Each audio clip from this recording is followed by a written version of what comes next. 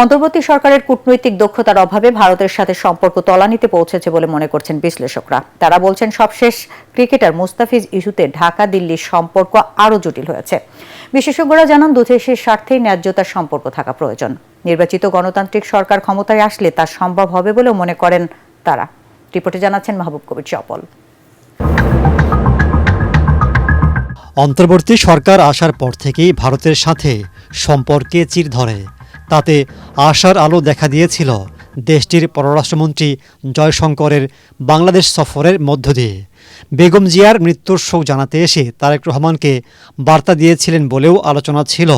তবে সব কিছুই ভেস্তে গেছে আইপিএল থেকে মুস্তাফিজকে বাদ দেয়।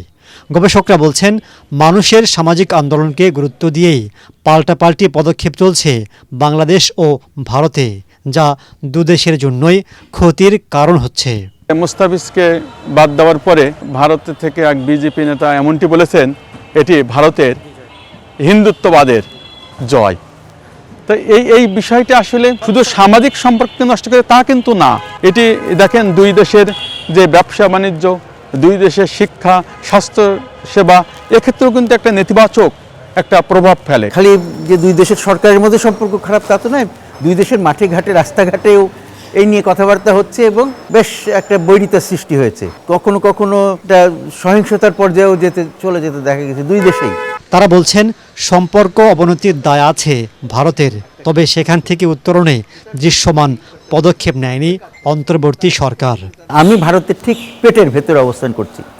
আমার জন্য যেমন ভারতের সাথে সুসম্পর্ক গুরুত্বপূর্ণ, ভারতের জন্য বাংলাদেশের সাথে সুসম্পর্ক গুরুত্বপূর্ণ। এই কারণে যে বাংলাদেশে কোনো রকমের সমস্যা হলে ভারতেও সেটার থেকে রেহাই পাবে না। কূটনৈতিক সম্পর্ক দিয়ে যে এই সম্পর্কটাকে যে আরও হেলদি করা দরকার ছিল, সেক্ষেত্রে মনে হয় কিছু ঘাটতি তৈরি হচ্ছে। আমি মনে করি যে এটা একটা অত্যন্ত ভুল একটা চিন্তা ছিল এই বর্তমান সরকারের, যে না, ভারত না গেলে আমরা আগাবো না, এরকম যদি মনে করে থাকে তাহলে তারা ভুল করেছে এবং তার ভুলের মাসুল দিচ্ছি আমরা এখন। নির্বাচিত সরকার এলে পরিস্থিতি পাল্টে যাবে বলে মনে করছেন বিশ্লেষকরা। আমরা বলি না, সুড়ঙ্গের মাথায় বাতি দেখা যাচ্ছে, তো সুড়ঙ্গটারও বেশি বাকি নাই। সুড়ঙ্গটা মানে হচ্ছে এই যে অন্তর্বর্তী সরকারের যে কয়েকদিন বাকি আছে, তারপরে একটা নির্বাচন আসছে, সেটা হচ্ছে বাতিঘর বা বাতি।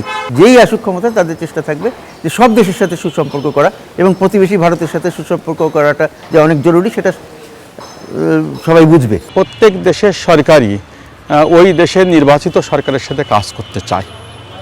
তা সেক্ষেত্রে আমি মনে করবো, যখন নির্বাচিত সরকার আসবে তখন স্বাভাবিকভাবেই সেখানে এক সরকার আরেক সরকারের সাথে তাদের স্থিতিশীলতার জন্য, শান্তির জন্য কাজ করতে চাইবে।